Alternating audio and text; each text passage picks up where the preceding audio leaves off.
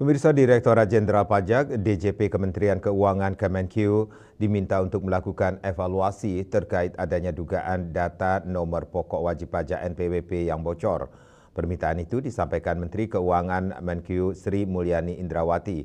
Ia menyebutkan nantinya setelah evaluasi rampung akan segera dilaksanakan konferensi pers untuk mengumumkan hasil pemeriksaan kepada awak media. Sri Mulyani usai menghadiri rapat paripurna pengambilan keputusan terhadap RUU tentang APBN tahun anggaran 2025 di Jakarta dikutip dari kantor berita Antara mengungkapkan DJP Kemenq menyatakan tengah mendalami kasus dugaan kebocoran data NPWP.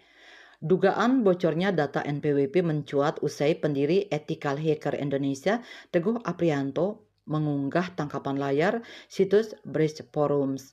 Melalui akun X @sekron, dia menyebut sebanyak 6 juta data NPWP diperjualbelikan dalam situs itu oleh akun bernama Bjorka pada 18 September 2024.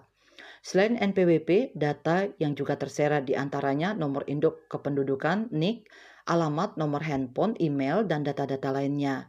Harga jual seluruh data itu mencapai 150 juta rupiah.